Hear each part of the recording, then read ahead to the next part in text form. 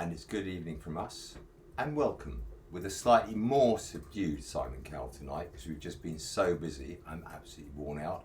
Very long days, working huge hours, enjoying the sunshine up to a week ago, and then last night Laurie and I were wading around in our welly boots about midnight trying to get the animals out of their water baths. So instead of nice pens, we had a lot of swimming pools, so we had to deal with that. But welcome to you all. Great to have you on the air with us tonight. And I'm looking forward to Laurie firing at me these terse, difficult questions that I have to answer very quickly. Laurie's gone very quiet. He didn't panic tonight. It's all very calm. We started off on a good footing. So I'll try not to fall asleep. And Laurie, feed me the first question. So let's start off on a high note. A high note? You will. Just wait. When an animal unfortunately doesn't make it, what do we do with them? That really depends. So we get a lot of animals in. We get about 70% of them back to wild, which is a great sort of number for us. We're very pleased with that, considering when it came into us, it was in a pretty bad state. If an animal has to be euthanized with an injection, which is how we euthanize some of our animals, then obviously we can't do anything with it. They're actually put in a deep freeze and they're taken to a local cemetery where they very kindly cremate them for us. But if an animal dies while it's here or has to be put to sleep by shooting or something like that, we leave them out to complete the food chain. The food chain is everything to this climate, and obviously if an animal's there, there's all sorts of animals that can benefit from its dead body. It doesn't need its body anymore. It's gone to a better place, we hope, than here. So obviously they go to complete the food chain. We actually put a deer a few weeks ago down onto our 20-acre site. And within a day, we had buzzards there, we had kites there, we had foxes there, we had all the carrion birds there. So they complete a cycle, and that's what nature's all about. We've got Down with the Fluff, who's just asked, what do I do if a bird's nest falls out of the tree in my garden? Run like hell. It's dangerous. It could be a lethal bird's nest. If it falls out of the tree and there's not too much damage and there's youngsters in it, then try to put it back up where it was or near to where it was, prop it very tightly so the parents can come in and feed. If that doesn't work, you can sometimes just put the baby birds in a little cardboard box, which is not too high, so the parents can still come back and feed it. So that's the thing to do with that one. Laurie's struggling. I'm going to say, before he says anything else, Laurie, you can't speak for a minute. I'm going to say welcome to Wilhelm Svenzilius, who's hoping to match every pound donated. So if somebody wants to donate £10,000, Wilhelm's going to have a heart attack tonight. But Wilhelm, thank you so much for that. What an amazing gesture. So every pound, if you're going to match it, I'll be a very pleased man, and I'll put in the first £1 million. What are you going to do about that one? The Lamb 86 has asked, do we have to work together with local gamekeepers or other professionals, or are we just free to take in any animal that's in need? We don't particularly work with gamekeepers. We even get some nice gamekeepers bringing things into us that they found and need our care. So there's not a close cooperation between us and gamekeepers because there doesn't need to be. We get more cooperation between people who fell trees or cut hedges because they bring in baby birds or squirrels' nests or something like that they brought in. So there is a cooperation if needed. We have an amazingly large network of people and people who can help us achieve things. So when we need help, we ask for it, and we get a lot of volunteers of help as well. So that's all quite cool. Wildlife Avenger has asked, are owls prone to eye injuries because their eyes are at the front of their faces? Most people have eyes at the front. And never forget that an owl can turn its head round 360 degrees. But only once, because it'll break its neck. Owls can actually turn their heads around 220 degrees. They rely heavily on sight as they do on sound. And we get quite a lot in that have been hit by cars, and when they hit a car, and when they do that, it often causes damage to the eyes. Most of our work here, the serious big work we do, or Maru does, who's going to come and join us later on, is either orthopedic, because obviously animals break a lot of bones, or obviously a lot of eye injuries. So Maru's become very proficient in dealing with eye injuries of all sorts of natures, and also she's now an absolute expert at external fixation. You can ask her about that later on. She's standing over the other side of the room, and she'll be sitting in this seat very soon when I fall asleep. Just before we do that, Angel Help has said, Simon, just finished your children's book, which is The Owl with the Golden Heart, and working their way through your autobiography, and are really enjoying it. Are there any plans for another book in the works? Firstly, thank you very much for reading it. Really, really kind. Please excuse the few swear words in the autobiography. Actually, when I finished writing it, the ghostwriter Nick, who wrote it for me, or with me, had finished with 140,000 words. We had to cut it back down to 70, and I made him cut out most of the swear words. As you all know, I never swear, I never get cross, I'm very calm, and if Maru says otherwise later on, she's just lying to you. Sadly, she's not even scared of me, so that doesn't work either. But are there a call for more books? I'd love to write more books. The Owl with the Golden Heart was probably the closest to my heart of anything. It's sort of me writing right from my soul. But unless they make money, I know it sounds terrible, you know, it takes me a long time to write a book like that, and unless we're going to sell lots of them.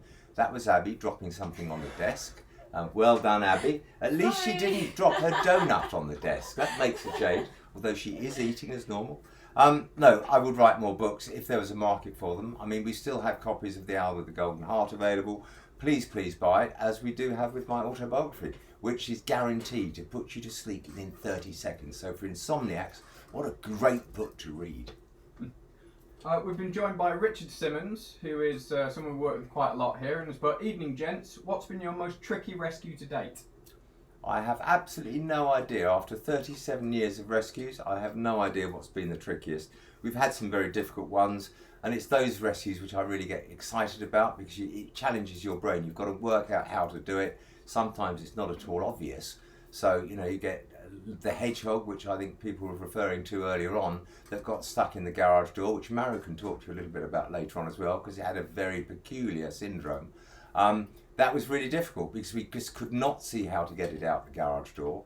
I didn't think it was going to make it. When I did get it out, it looked so deformed, so terrible, that I gave it to Maru and thought she was going to have to put it to sleep. But she worked her usual miracles, as she does.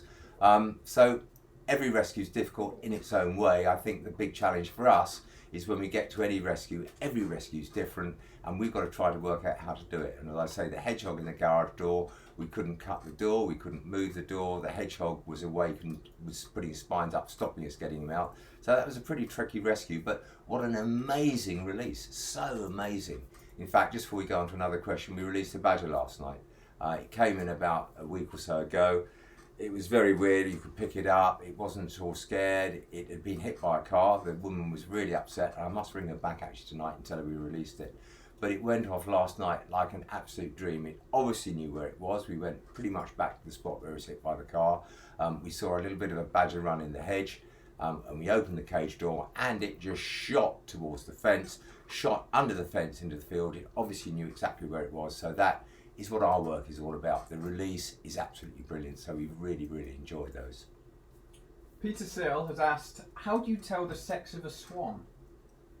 When it lays an egg, we had a vet once, he came in and said, this is a male swan, absolutely, obviously, I'll come and look at it tomorrow, we'll do some work on it. Overnight it laid an egg. So when he came in the next morning, I said, it's laid an egg. He said, female then. So that's how you can sex a swan surgically. There's a lot more work involved in it. You can also see on a swan that the male, the cob, has quite a large pronounced cere and a much fatter neck. But unless you see two swans together side by side, it's sometimes quite difficult because swans can be quite big. They are pussycats really. Everybody who says they're scary, they're not scary at all. Trust me. But it does hurt sometimes when they beat you on the back. Matt Purslow has asked, do you ever get a chance to go back and visit re-released wildlife? For example, the little owls in the last video that we did, or the tawny owls before that one. I'll just point out that Laurie says last. He actually means last because he's in Surrey. This northern accent's a bit tricky to deal with, so if you ever want an interpreter when Laurie's speaking, please just speak to me. I can interpret for him. Do we go back and visit things? I mean, we were very lucky with the tawny owls that we dealt with a few weeks ago, which have now gone back successfully. Laurie managed to purloin from Sigma a massive lens. It was so big, it weighed 30 kilos, this lens. I certainly wasn't going to buy him one. But we got some great shots. Laurie went back for about a week afterwards and he saw them feeding, he saw them branching, he then saw them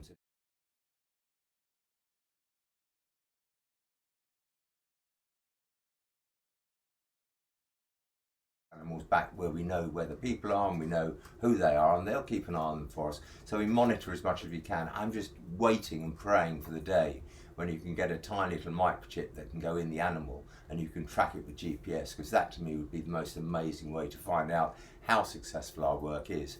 To me, if an animal goes back to the wild and lives for more than about 6 or 7, 8 weeks, then that's got to be a successful release, because nature's really tough. A lot of animals don't even make it to their first birthday, so if we can get something back and it's obviously managed to feed and survive for about a couple of months, then that to us has got to be a successful release.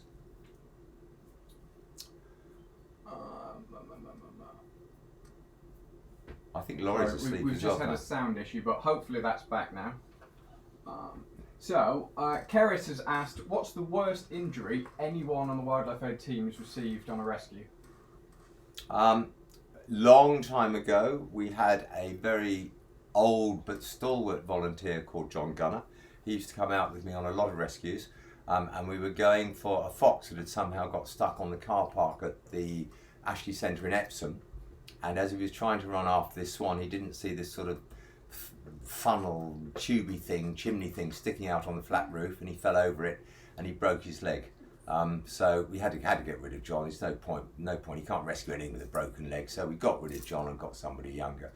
John, if you ever watch this, haven't spoken to you for ages. I hope you're well. But that's probably the worst injury we've had. Sean Kells was bitten very badly by a fox. I've been bitten by a badger. But yes, all those sort of things are just par for the course, really. Shelley has said most animals will be pretty quiet during the winter, so do we have downtime in the colder months? And if so, what's our most common rescue during that time? There is no downtime, to be honest, at Wildlife Aid. We're always busy. We used to get, in the old days, going back when I was young and had hair and wasn't so wrinkly, we used to get December and January were quite quiet. But last couple of 3 years, we've gone right through the winter as well. Rescues really at that time of year are basically that, if you think about it, that time of year, the young from this year have now become adolescents. They're not perhaps as road savvy as they should be, so we get an awful lot of RTAs, and also remember that it gets darker much earlier, so there's more traffic on the roads when the animals think it's safe because it's dark. So we get quite a lot of those, and that goes on right through the winter. So, you know, animals take some time to get savvy to the fact they shouldn't go near cars and near roads. So we get quite a lot of catastrophes, mainly at night, obviously. But it never gets quiet here, really. Pixie Jane Pickering has just said, what's the biggest preventable risk to hedgehogs in the UK at the moment? If this podcast, whatever we want to call it, goes on for about 3 hours, I can answer all those questions. Mankind. Loss of habitat, too many roads, too many cars, too many people, pesticides, insecticides, and I can keep going forever. It's man encroaching on wildlife space. Wildlife space is vital, and we need our wildlife to complete the food chain. So when we get encroachment from man, that's what happens. So wildlife is at risk, and I'm sadly 95%, Maru can confirm this or deny this later on, probably 95% of the patients we get in at least are directly or indirectly due to man. Maru's arrived. She's in civvies. She's not in her veterinary outfit tonight. She's looking very. She threatened she wasn't going to come unless I gave her a very big drink. So when she sits down here, I'm going out to get her a very large drink, because otherwise she'll hit me tomorrow and it'll all be chaos. Okay. Terminal Love has just said, you are quite handsome, Simon. I just like to point out, ladies and gentlemen, the two cackles there were from Abby and from Maru. Abby, you know, paycheck time soon. You just every time somebody's nasty to me, they don't earn any money that month. Not at Wildlife Aid, they don't. Thank you for that comment. I'm flattered, delighted, but I'll lend you my glasses. This is obviously the answer to that one. Lily Cow has just donated €20, so thank you very much to you. Wilhelm, look out, the money's coming in. Thank you very much for that. We're very, very grateful.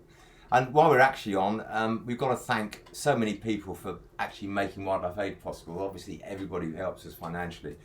But we've got Lucy, who often comes in and types things while this is going on. Sadly tonight she's actually on her own CPD course, not her own, but she's on a CPD course, so she can't be typing tonight. Perhaps she'll come in later on and type some things.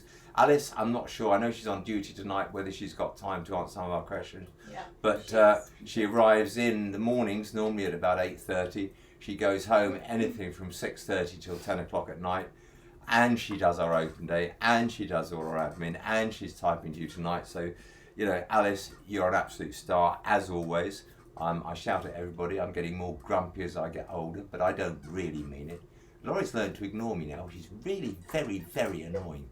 And Kate Woods, what can I say about Kate Woods? She's a lady who we've known for many, many years.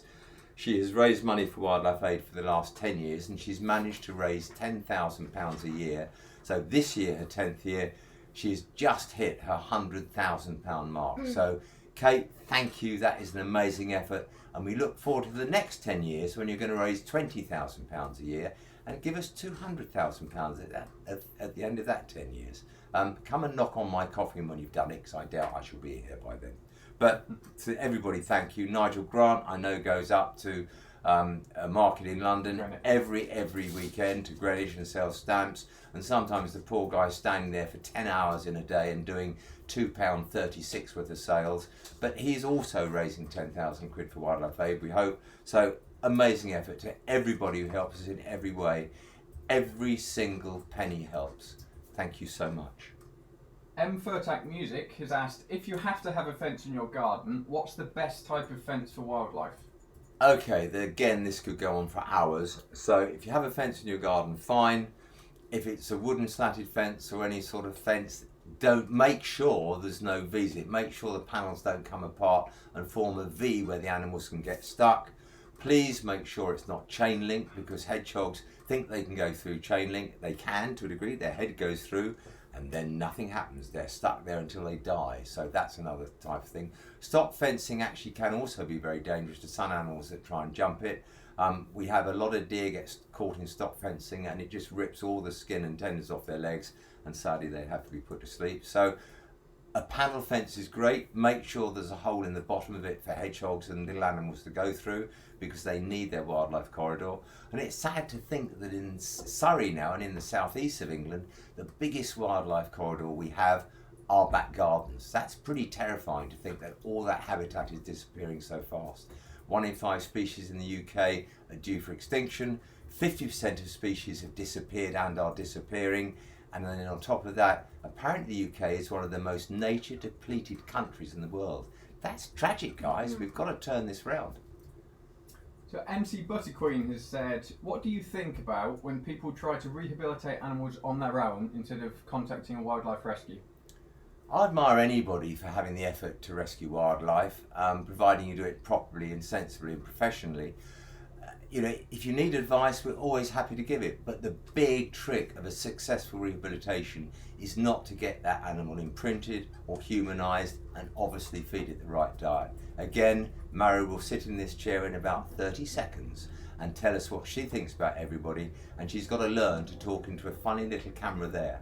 And it's very difficult, guys. It took me years to learn to do it properly for Wildlife SOS, but I shall keep bending her head so she's staring straight down the camera lens. With that, I'm going to have a bit of a drink. I'm going to get Maru a drink, and she's going to sit here. She'll be absolutely fine. Be nice to her, guys, because she does a lot of good work. Here she comes.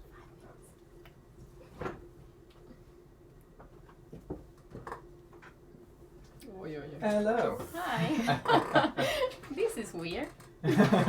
So welcome to the live stream. Where shall I look then? Oh my god. There's your camera, right there. Okay, I'll try. I'll probably look at Laurie all the time. Panilla has asked you, what have you learned as a vet and or as a human since you started to work with wildlife? Okay, so that's a really good question. I have learned a lot.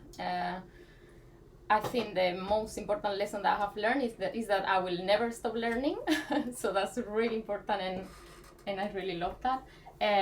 Well, I've learned to be patient. Sometimes the best thing you can do as a wildlife vet is just stop and observe your patient. the animals can talk, but they can tell you so many things only with their behavior. So it's really, really important to be patient and look.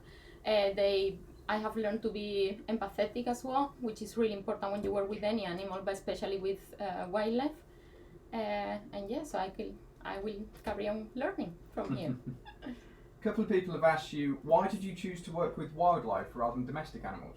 Well, I have always a passion for wildlife, but yeah, I think the first time that I had a bird in my hand probably is the time that I decided to be a wildlife vet, and also the first time I released an animal back to the wild.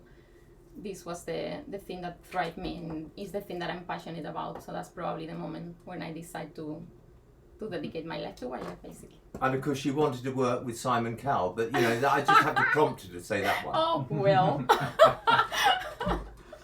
On the same note, did you think you always wanted to work with wildlife when you were studying veterinary science, Yeah. or is it something that came later? No, definitely. I always wanted to work with wildlife, and actually, while I was studying, that was a bit of a disappointment because they don't teach you much about this while you study veterinary medicine. A couple of people are asking, where are you from originally? Well, I'm from South Spain. I'm from Rota, in the province of Cádiz. A couple of people Beautiful asking place. as well, do we ever treat animals on site instead of bringing them back for surgeries? Do we ever do any minor surgeries on site, for example, deer or anything like that? Yeah. We actually sometimes that's the best thing to do if we have the possibility to treat that animal if it's something not very dangerous or life-threatening for that animal, and we can do it on site. That's actually the best thing you can do. So yeah, definitely we consider it in some occasions. So did you have to do any specific courses to be a wildlife vet, or is it just something that you've done with centres like us? Yeah, exactly. What I did mainly was volunteering. After that, I have done courses, of course. It's part of your formation as a wildlife vet. But yeah, I think the best way to get into wildlife is working with wildlife centres, and most of them are charities. So obviously volunteering is the best way, and I recommend to everyone because you learn a lot, not only as a vet but also as a human being, and I think it's a great thing to do. So I had a donation of 10 PLN. Unfortunately, I'm not sure what that is. I believe it's Polish currency. And said, keep doing a great job. So thank you very much for that. And Snapchat Kitty has asked you, how long have you been a vet for? Oh, I don't know. Well, I got my license in 2012. I think I finished. Simon is making notes. He's gonna check if I actually have my degree. I'm just really hoping she is qualified and she hasn't been conning us all these years. Lilium's Tulips has just said, what a legend, you're so admirable to you. So you have Thank quite a you, few a fans out legend. there. Oh my god. I don't think I'm that old. Sarah has asked you, how fragile is the skin of a hedgehog? Oh, well, actually, it's tougher than it looks. Hedgehogs have that passive defense is their spines. So all that skin where the spine grows is actually quite thick and quite strong, because obviously it's the part that they show as a defense. So it's much stronger than you can think. The rest of the skin is quite thin, but much stronger that we can think if we think in the size of that animal. And actually, healing powers. They are really good at healing. So yeah, it's much stronger than you can imagine. Maru's now going to explain to you what pop-off syndrome is, because the hedgehog that came in from the garage door, Maru fixed, and it was a miracle cure in a way. Tell them a little bit about what it was like when it came in, and then what you managed to do and what happened when you did it. So it was really dramatic. It was the first time that I saw it, and it was not like you imagine. So basically, when you read or when you study about pop-off syndrome, the orbiculary muscle, which is the one that controls the contraction of the when that muscle contract, the spines just curl. Is when the hedgehog curl up, basically. Sorry for the good explanation, but basically the pop-off syndrome, when that muscles stay contract in the wrong position, the spines, all of them go up, and that muscle is contracted there, and you have a massive, so imagine all that skin that the hedgehog used to curl up and flaccid, and then the poor hedgehog, because of that muscle is contracting there, is all contorted, so it looked really, really weird. It looked like the poor hedgehog had a broken spine, and he was obviously struggling with it. So yeah, we look at it a bit surprised. But actually, with some muscle relaxants and some sedation, we managed to massage that muscle back into place. And after that, he was just as good as new. And what's the name of that muscle again, Maru? The orbicularis muscle. See, that's Spanglish for you guys. Spanglish yes. is very special in wildlife. Probably. Urbicularis. Fantastic.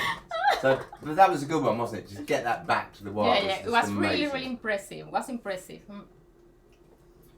India has asked you, in what situations do you use dissolvable sutures versus normal ones? We usually use it all the time, unless sometimes when we suture bandage into place that we're gonna remove, we use non-absorbable suture material, but most of the time we try to use absorbable one, simply because if we can avoid the unnecessary stress of usually we need to yay the animals even to remove stitches, because it's wildlife, they're not used to the handling. And obviously, to avoid that kind of stress, we use it most of the time. Abdul has asked, what is the animal that's most stolen your heart at the centre? Oh, the animal or the case? I don't know. That's a really tough one. Oh, I don't know. You can do either, case or animal. What do you think of? If I can think several ones. I mean, owls are one of my favorites. So, some really dramatic cases of owls with fractures or with really bad shape that improve in a quite impressive way. But actually, I think one of the recent one, it was with a male mallard duck. He was an adult and he came with a really, really bad head trauma and with a really impressive head wound in the head, sorry. With the skull was exposed and he was in a really bad shape. So yeah, it was a really complicated one, because if you see the poor duck during the 3 first days, he was looking really bad, really, really bad, and some of the nurses used to look at me, the volunteers, and say, "Are you sure you want to carry on with this?" But you know, sometimes another thing that I learned working with wildlife is that you need to follow your instincts a bit, and this duck, as he was really flat and in a really bad shape, but as soon as you handle him, he still had life on him, you know, and he was fighting it a lot.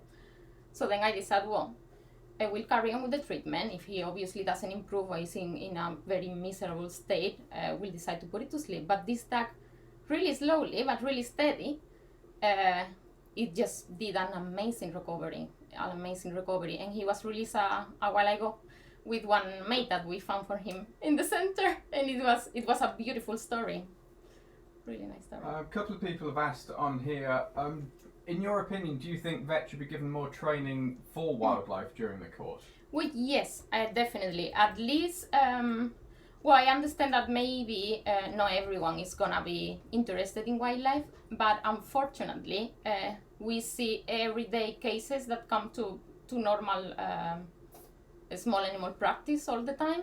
So at least if we can learn to do a little bit of triage and assess these animals, we will help a lot. We will really help a lot, and we will be saving lives. And this is really no joke, because most of the cases that we have here, they just come collapse, and they just need a bit of triage and stabilization. Obviously, some of them that come in a critical condition, the only thing that they need is just be put to sleep. So there is something, if we learn to do this triage and learn how to identify these cases from the ones that can really do it, and we can do just a stabilization of the animal, we will be helping a lot.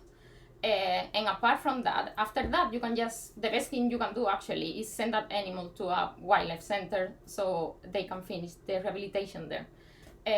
But only with that bit would help a lot. And I think if we manage to learn a little bit about this, especially while we are studying, that would be a great help. So do you think, Maru, I mean, I've been pushing for ages, as you know, to get more cooperation with vets. Yeah. How can we persuade vets and vet nurses just to do the basic triage, knowing they don't have to spend money, they don't have to spend money with us, but if they triage first and then send it to a wildlife centre, that's the way to do it. And we've got an acronym for it, haven't we, called WILD, which is I never remember what it is, but it's basically know your nearest wildlife centre. The most important thing is to always get the exact location where the animal is found, because that's desperately important. And then work a cooperation. If we can cooperate with vets, we'll do the hard work, guys. Well, Maru will. I won't. I'll just look good. Maru will do the hard work, and we can get that animal back to the wild again. So just to say a bit about wild. So W on there is have details of your local wildlife centre to hand. The I is information. So injury. Sorry. So what was wrong with the animal? How did it happen? Anything that we can use, because Maru's quite helped by all of that lot.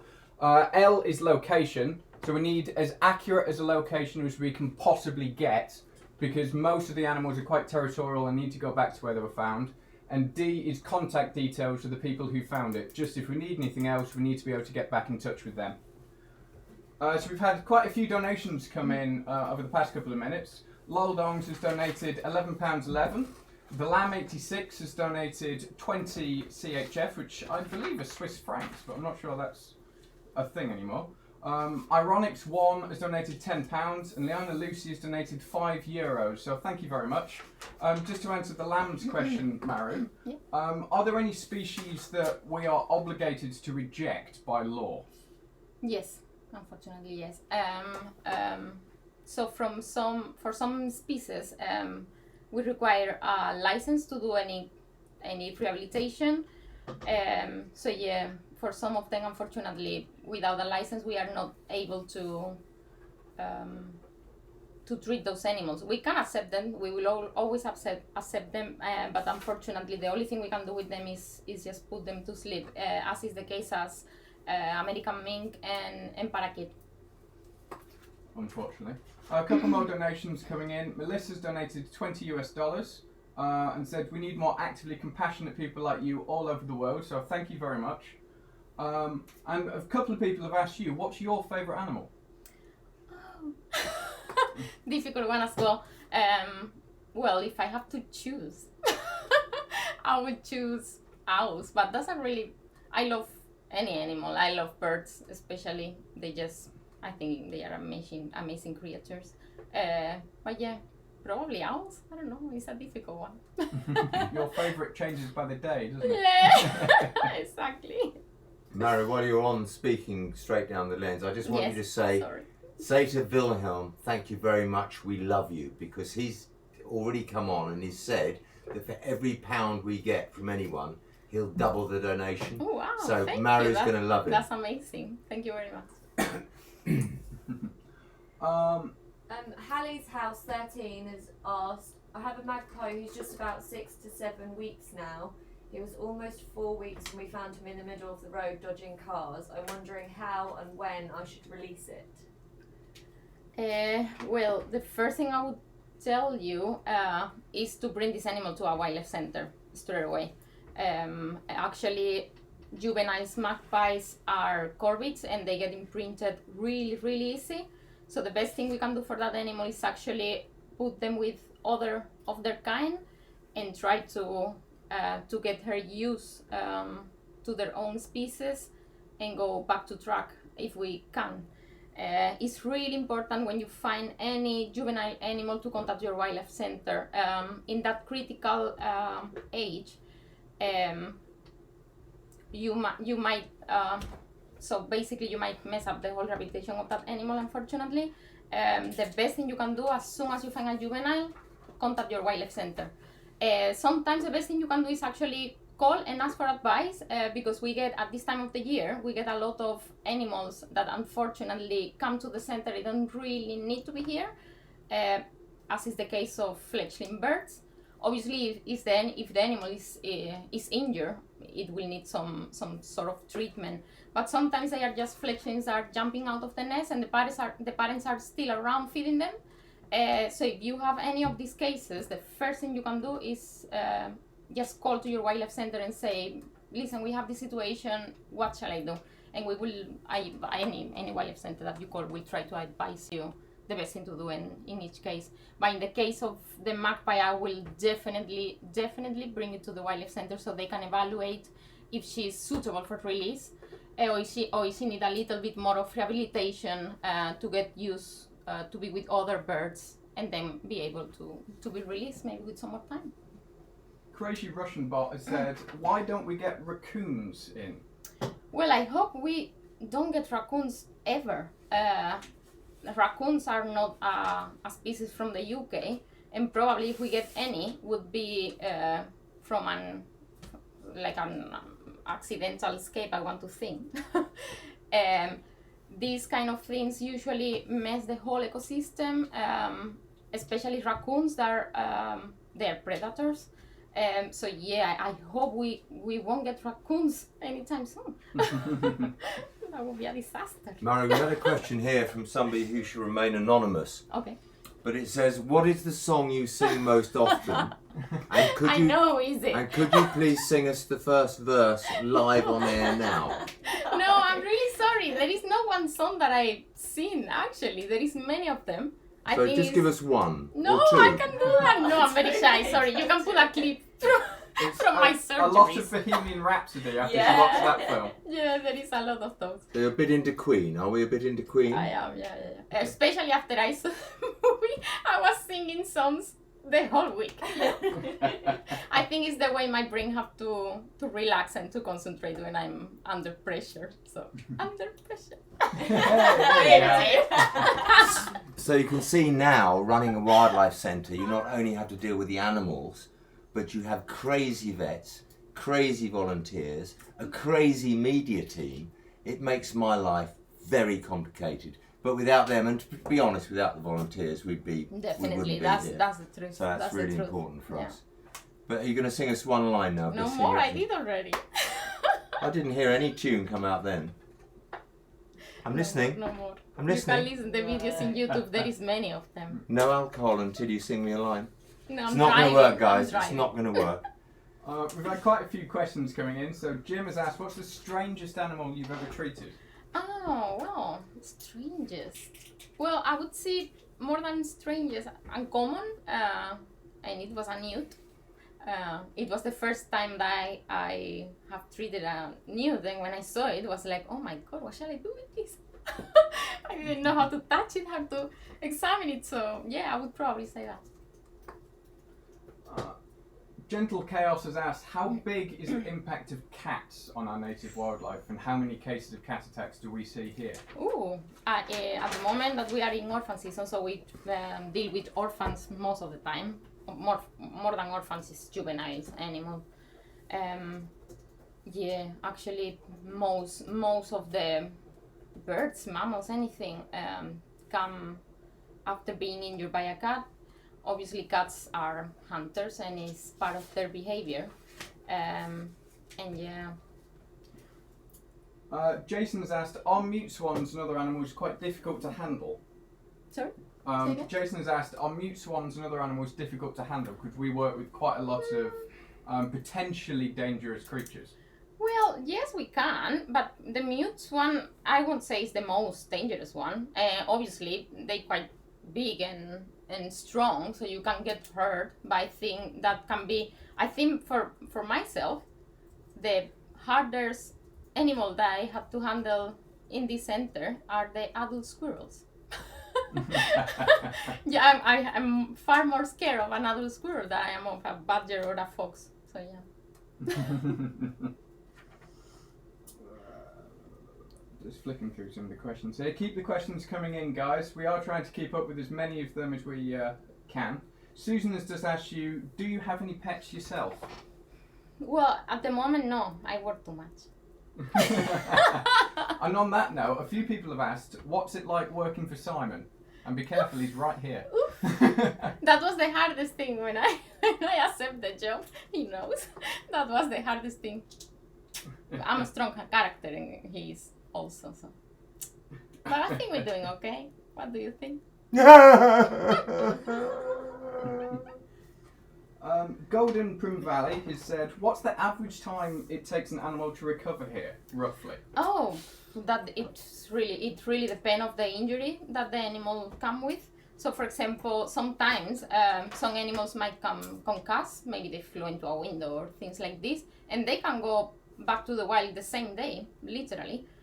And maybe some others, like for example the orphans that need to pass through all the process of rehabilitation, and most of them go over through soft release as well. In those cases, it's months. So it really depends on the injury that they come with. So unfortunately, Maru can only stay with us for a couple more minutes now, so please get your questions in. Not too long now. Abdul has asked, have you ever been bitten yourself? Yes. Only by Simon. No, that would be scary.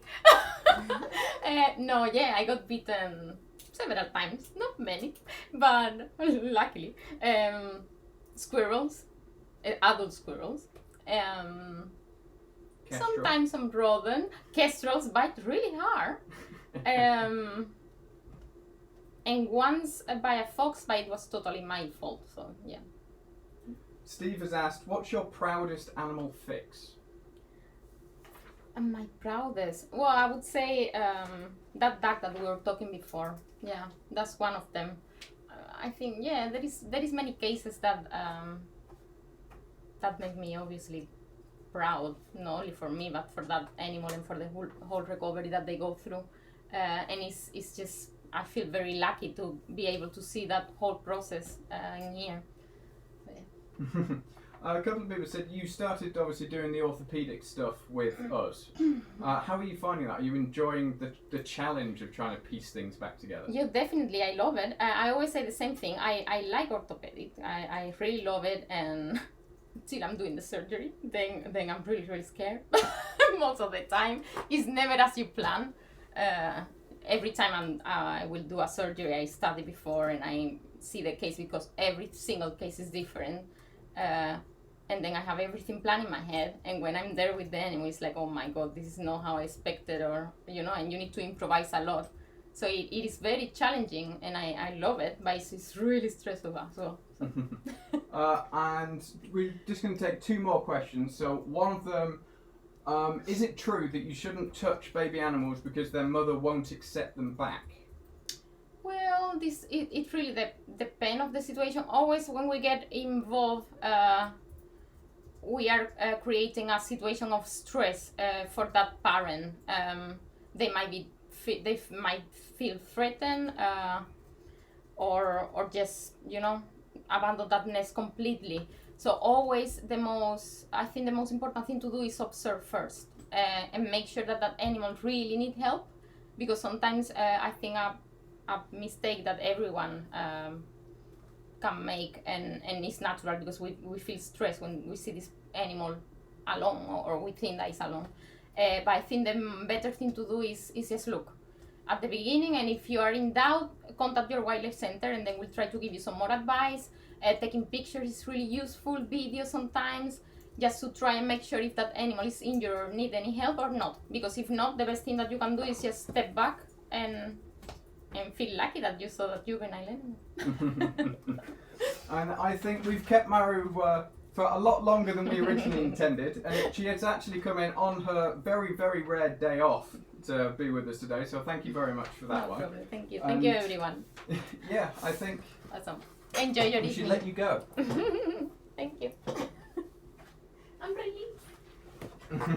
So there really you have it. Maru obviously far more popular than I am, far younger than I am, far better looking than I am, and answering all your questions. So really I feel a bit superfluous. I feel like an old man now. It's brilliant to get these questions. Maru gave you your first lesson from Wildlife Aid in Spanglish. If anybody needs an interpretive document later on of what she said, fantastic.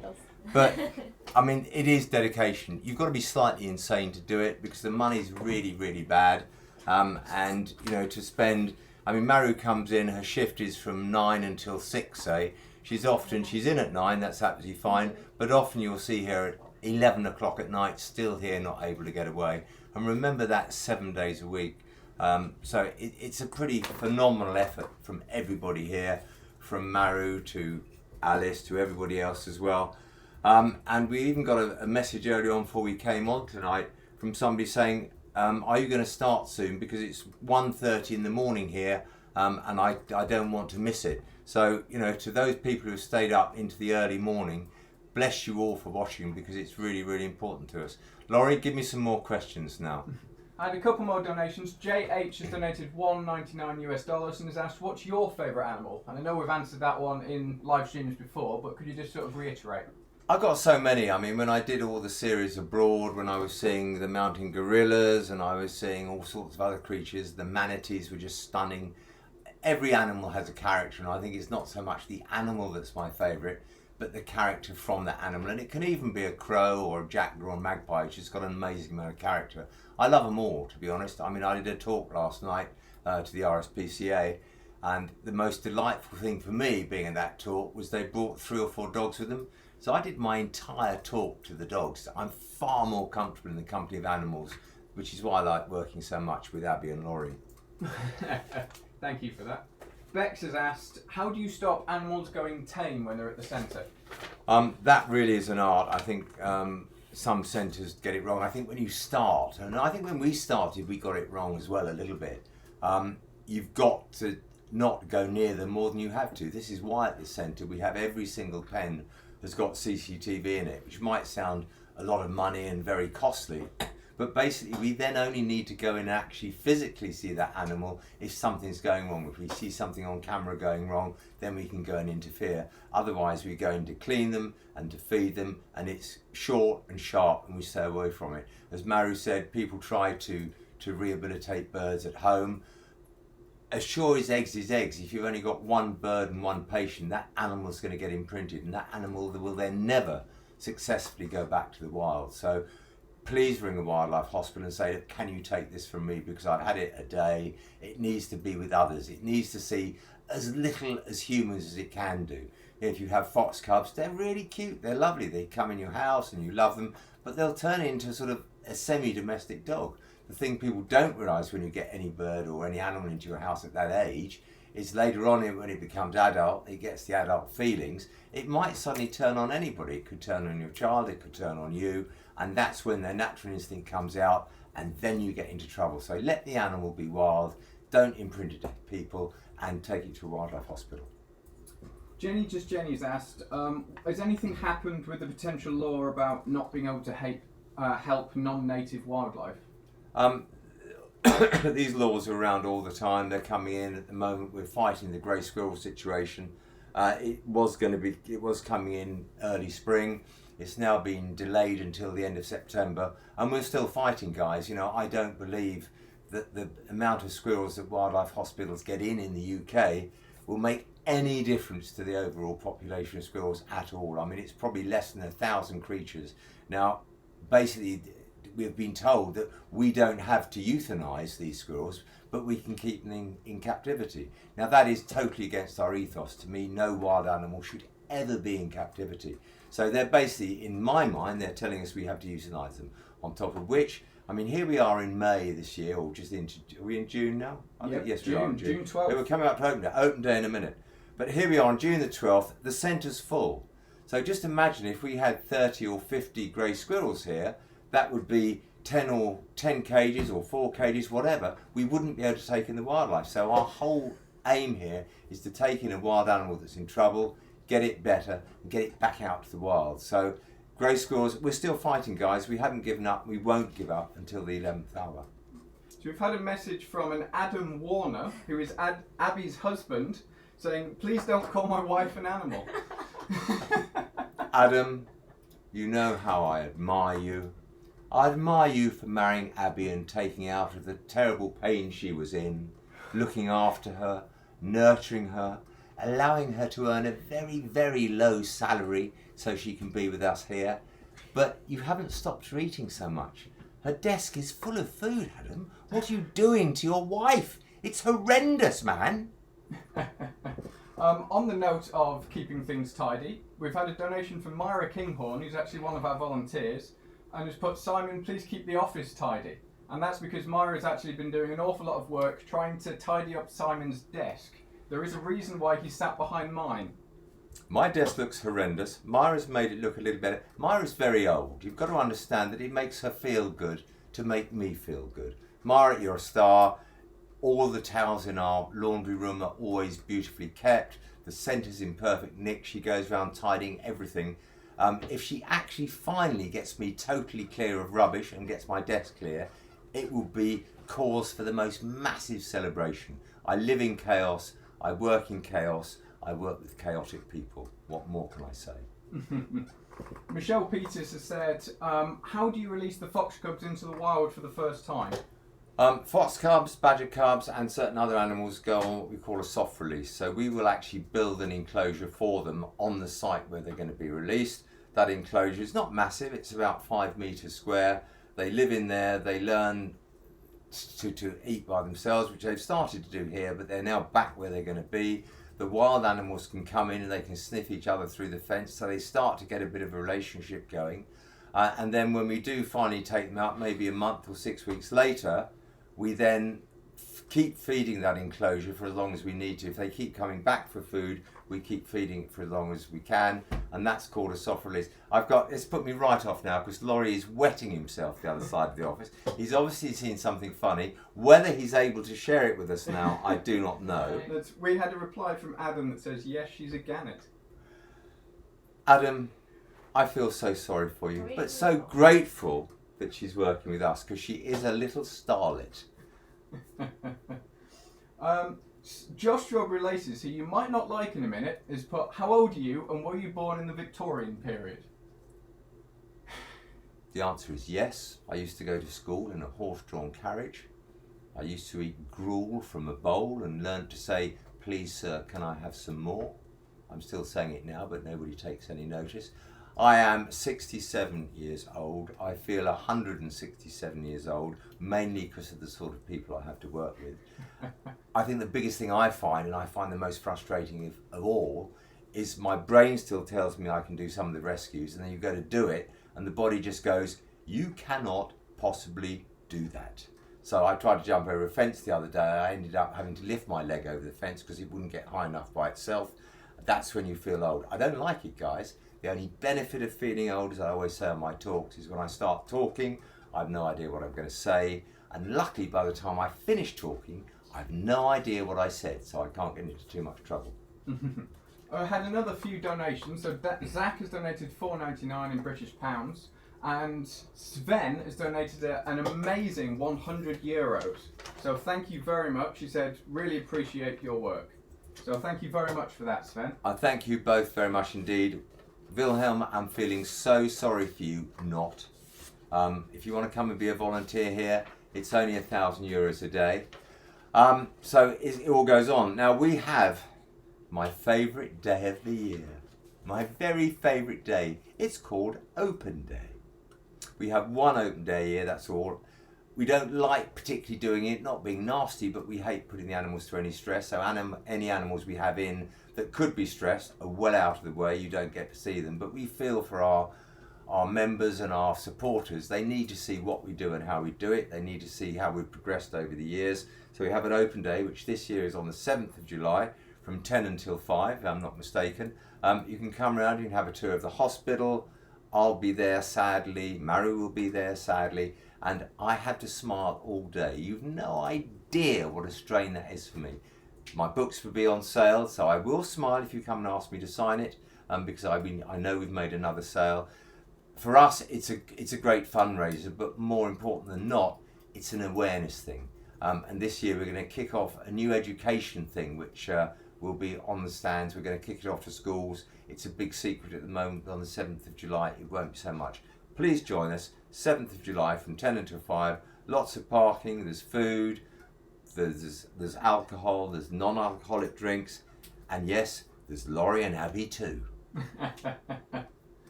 So we've only just got a few minutes left now, so get your final questions in, guys. Nero's asked, where are we located? We are located in Leatherhead in Surrey, which is on the sort of southern tip of the M25, so not too far out of London. good train service, good car service. That's if the M25 isn't being its normal car park.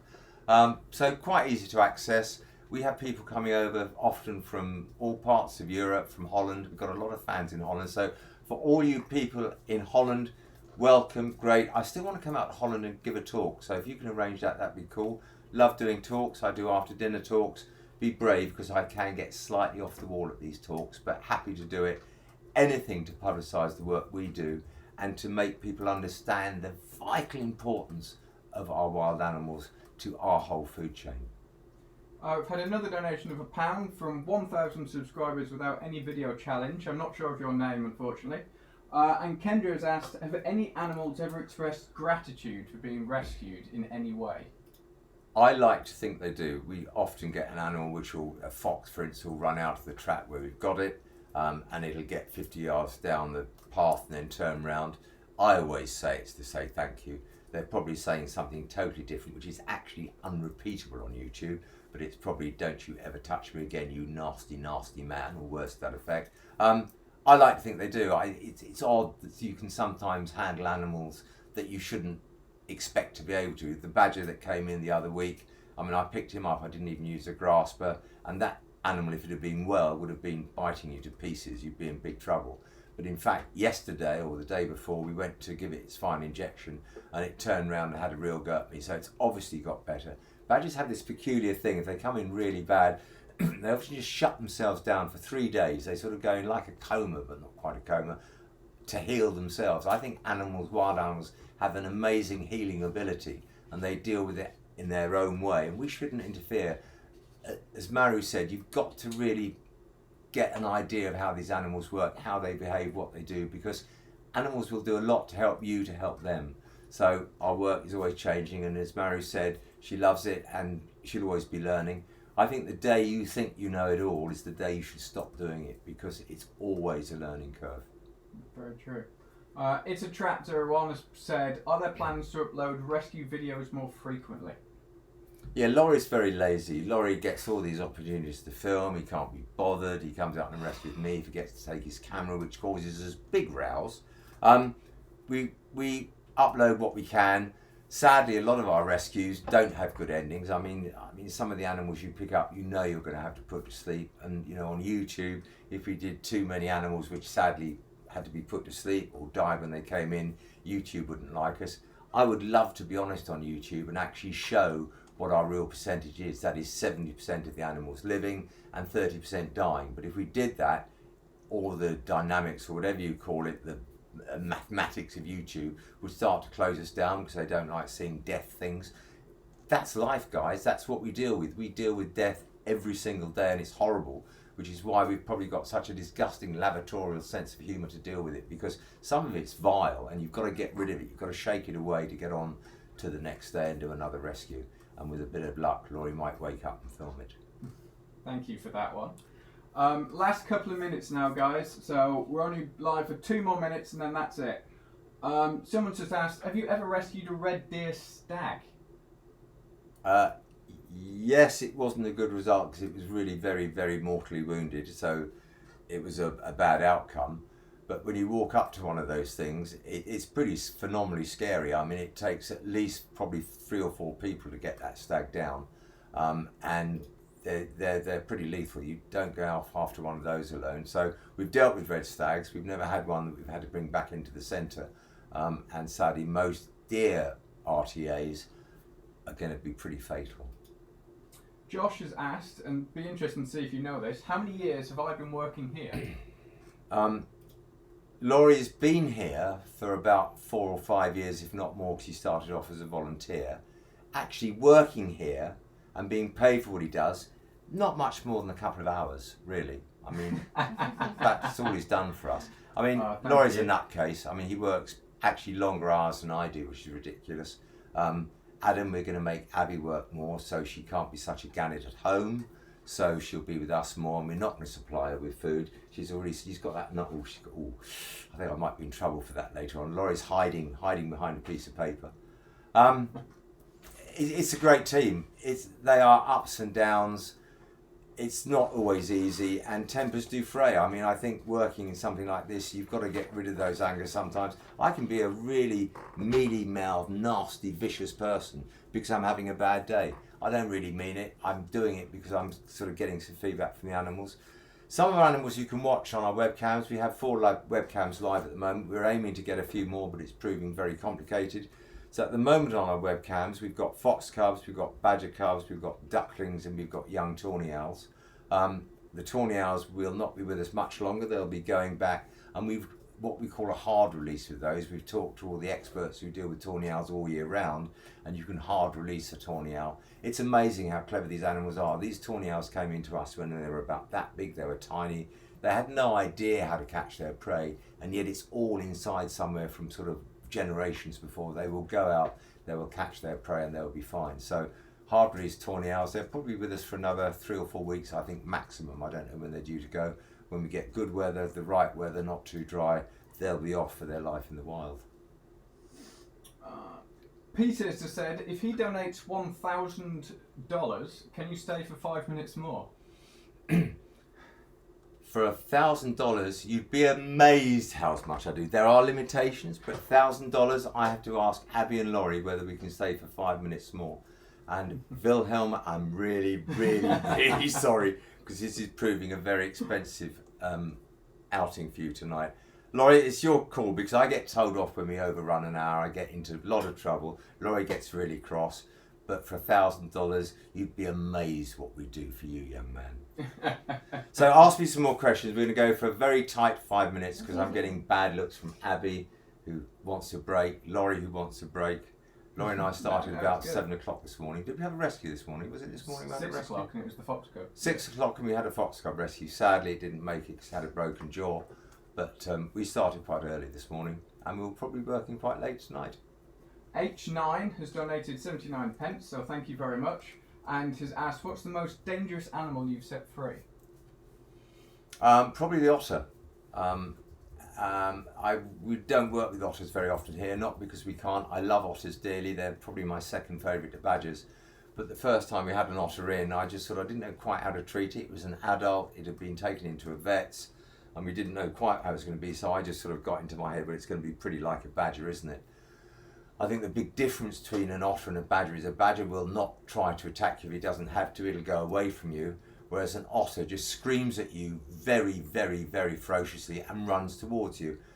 It's the only time I've ever come back out of a cage at about 120 miles an hour thinking, hell, I'm not going to do that again, guys. And when we released it, it shot off. It was fine. It didn't want to attack us that time. But I've been told several times since that if you ever get bitten by an otter, you're going to go to A&E because it's going to have done some serious damage. So if you see an otter, guys, don't try and pick it up. Please call us, and I'll let Laurie do it because I don't want to get bitten either. What advice would you give someone with no real formal training or education, but who has a lot of passion for rescuing wildlife? The advice to you is, a male or female are we talking to? Female. Female. It's a female. Well, I was going to say you could look like me because that's what happened. I have no education. I had no training when I started. I had no idea what I was doing. And it is the passion, I think, that drives you to do it. But it's also the passion that makes you do it successfully. I always say, Laurie and I have big chats about sort of way to rescue. It's not what you know. You've got to feel the animal. You've got to feel the rescue. So if you feel you want to do it and you can do it, just remember, I'm only 17 years old, but I've aged very dramatically over the last few years, and it's going to cost you your life, your dedication. It's going to cost you more money than you will ever have in the world because you can never win. Running a charity is difficult anyway, because with any corporate, if you make profit or you do well, you know, you can pay people more and it's successful. Running a charity, the more successful you are, the more it costs you to run, because we don't get any government funding, we don't get any major support. It's only thanks to you that we can do what we do. So it's you that gear us to do what we do, and it's our passion that drive us forwards, and your passion in us that warms the very soul of us. Hannah's asked, are you allowed a flashing light on your car, and if not, why not? We're not officially allowed a flashing light. We do have one which we sometimes use if we've had a call out from the police. It's not properly legal, although when we have used it, the police have never told us off. What I would prefer is a flashing light on the bottom of my helicopter, because when I win the lottery, big time, I want the first ever wildlife rescue helicopter.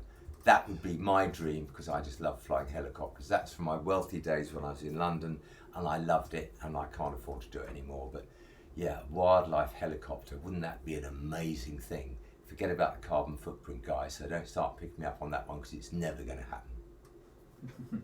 Unoriginal Uniqueness has said, how do you deal with scared people, presumably members of the public, when you're trying to rescue an animal? Some people are scared of the most peculiar animals. I mean, it's not our job to tell them not to be scared. We let them watch us, we do what we have to do, and they can watch, and hopefully they won't be so scared next time. It's amazing how many people are scared of snakes, but there again, when you've caught the snake and you've got it and you're showing it to them, you can usually persuade them to give it a little stroke, and they find out that it's not wet and slimy and horrible, it's actually dry and quite cute. So let people watch us. This is why we have the YouTube channel. They can see what we do and how we do it, and if it gives you inspiration and you the will to help wildlife, that's all we can ask for, guys. That really is all we can ask for. And unfortunately, that is now our 5 minutes, so unfortunately we're going to have to end now. We're $1,000 richer. Thank you very much. Wilhelm, we don't hold you to match pound for pound tonight, because I think it's probably gone way over your budget. But anything anyone can give us is absolutely great. Think of us at the open day. Buy the books, buy the videos. Come and ask me to sign things. Come and ask me questions. The media team will be here, not only filming but also answering questions, because Laurie now is the younger version of me. He's got the muscles and he's got the ability to climb things I can't climb. And if it's very dirty and nasty, I make him go down holes as well, because I don't like that anymore either. Guys, you're stars. Any questions, any thoughts, any ideas you want to put to us, please don't ever hesitate. We're here, and I suspect Maru got far more viewers than I did. So I'm going off now to have a drink and sulk. It's as simple as that.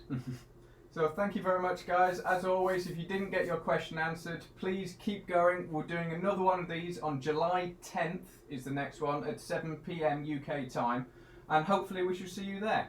I think we should have votes. If Maru should do it all or I should, and with a bit of luck I'll get a night off. That would be really cool. Maru won't talk to me again, but never mind. Guys, thanks a bunch. Take care.